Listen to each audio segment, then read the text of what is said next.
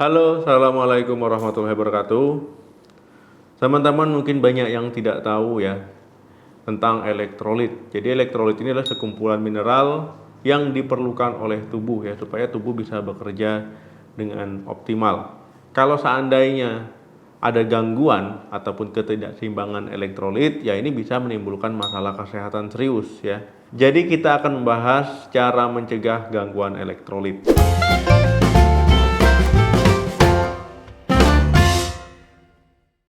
Elektrolit di dalam tubuh itu terdiri dari natrium, kalium, ya kalsium, klorida, ya sampai fosfat. Nah, kalau terjadi ketidakseimbangan, ya ini bisa menimbulkan masalah serius bagi kesehatan. Ya tubuh tidak bisa bekerja dengan optimal ataupun dengan normal. Kadar elektrolit itu bisa meningkat, ya bisa juga menurun.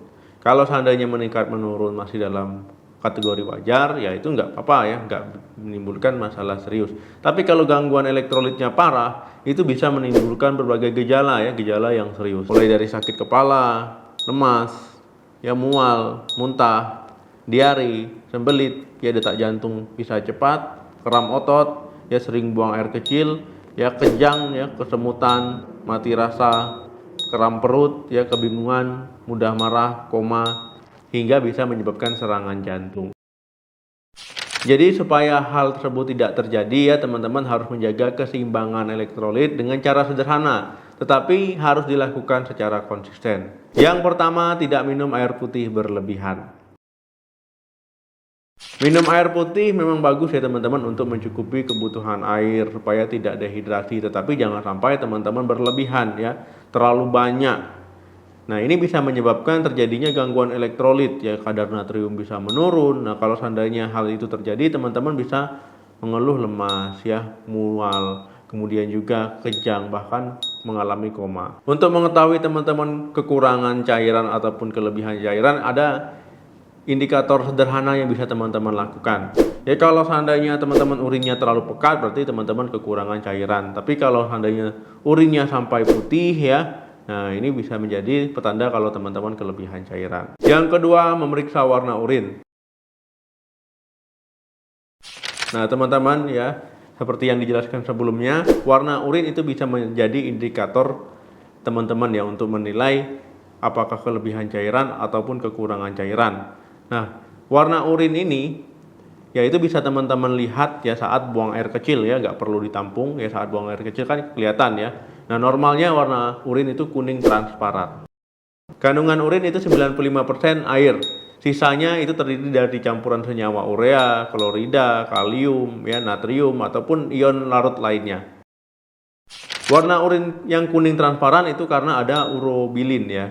Nah, kalau seandainya teman-teman urinnya terlalu putih bening ya itu menandakan teman-teman kelebihan cairan. Tapi kalau seandainya terlalu pekat ya seperti teh, itu teman-teman bisa menjadi pertanda kalau kekurangan cairan. Yang ketiga, mencukupi kebutuhan cairan. Nah teman-teman ya, kelebihan cairan itu nggak bagus ya, kekurangan juga nggak bagus. Nah jadi teman-teman ya harus mencukupi kebutuhan cairannya supaya tidak dehidrasi. Kalau dehidrasi ya teman-teman itu bisa mengalami gangguan elektrolit juga, jadi tubuh bisa nggak normal fungsinya. Ada tips ya teman-teman untuk mencukupi kebutuhan cairan sehari-harinya. Ya teman-teman bisa minum 1 gelas air setelah selesai makan ataupun ngemil. Yang kedua, teman-teman bisa mengkonsumsi buah-buahan yang mengandung cairan ya, ataupun air, ataupun makanan yang mengandung air, misalkan sop ataupun semangka ataupun buah-buahan lainnya. Yang ketiga, teman-teman ya bawa air botol itu saat berpergian ya, supaya kalau seandainya teman-teman merasa haus ya tinggal minum.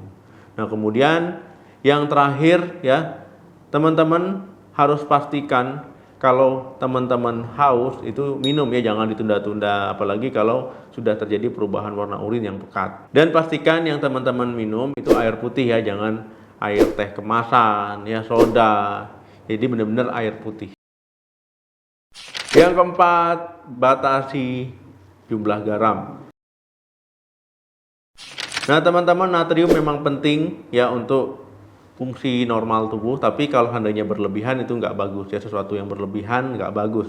Nah teman-teman malah nanti berisiko tekanan darah tinggi ya, mengalami gangguan kesehatan lainnya kalau seandainya kelebihan garam. Nah, jadi teman-teman kalau seandainya ingin melakukan diet rendah garam, ada beberapa tips yang bisa teman-teman ikuti. Ganti garam dengan bumbu rempah-rempah.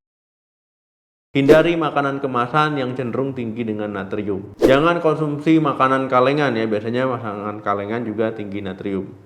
Kalau teman-teman membeli makanan kemasan, yaitu cek dulu ya kandungan gizinya, itu lihat ya natriumnya berapa ya. Kalau seandainya berlebihan ya sebaiknya batasi.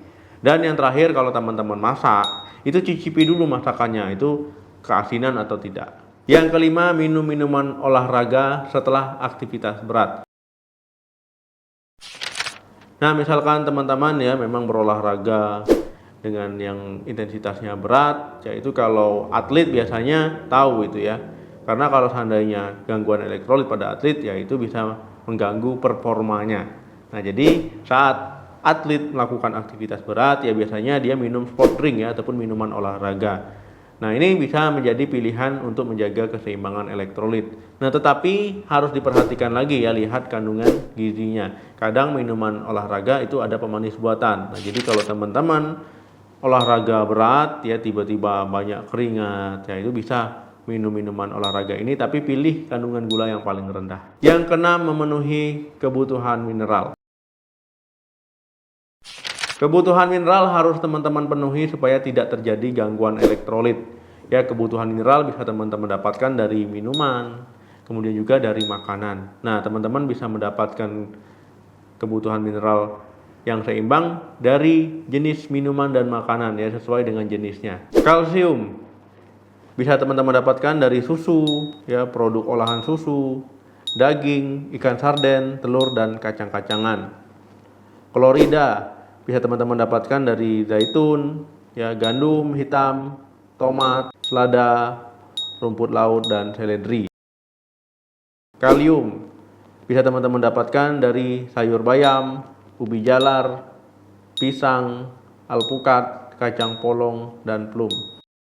Magnesium ya teman-teman bisa dapatkan dari sayuran yang berdaun hijau, biji-bijian, selai kacang, dan kacang kering. Natrium ya bisa teman-teman dapatkan dari garam, kecap asin, roti, sayuran, dan daging yang belum diolah. Fosfat ya bisa teman-teman dapatkan dari daging, ikan, ayam, telur, susu. Yang ketujuh, perhatikan kadar elektrolit saat sakit. Nah, teman-teman saat sedang sakit ya, khususnya sakit pencernaan, misalkan teman-teman mengalami diare, ya muntah-muntah, teman-teman harus memperhatikan kadar elektrolitnya ya. Kemudian juga kadar cairan tubuh supaya tidak dehidrasi. Nah, kalau teman-teman mengalami gangguan elektrolit ya karena muntah-muntah ya, karena diare. Nah, ini teman-teman bisa mengalami gangguan ya, fungsi tubuh jadi nggak normal. Nah, teman-teman harus segera menggantinya ya, bisa misalkan dengan menggunakan cairan oralit. Nah, oralit yang sasetan yang teman-teman beli di apotik bisa, ataupun mau bikin oralit sendiri ya, parutan garam dan juga gula. Nah, ini bisa teman-teman minum ya untuk menjaga keseimbangan elektrolit. Oke teman-teman, itu tadi ya cara mencegah supaya tidak terjadi gangguan elektrolit ya, karena gangguan elektrolit ini banyak dijumpai ya di IGD. Itu sering ya orang datang karena muntah-muntah, tiba-tiba tangannya kaku, nggak bisa digerakkan, kakinya nggak bisa digerakkan ya, hanya bisa ngomong ya. Mungkin orang awam berpikirnya kena stroke ya, padahal bukan, itu gangguan elektrolit ya. Ada juga yang habis diare tiba-tiba tangannya itu kram ya, seperti ini, kaku. Nah, itu juga gangguan elektrolit. Nah, jadi teman-teman penting ya untuk mencegah supaya tidak terjadi gangguan elektrolit ya, karena bisa berakibat fatal. Oke, terima kasih yang sudah menonton video ini sampai habis. Jangan lupa like, share, dan komen. Sampai ketemu lagi di video saya selanjutnya. Salam sehat, sampai jumpa.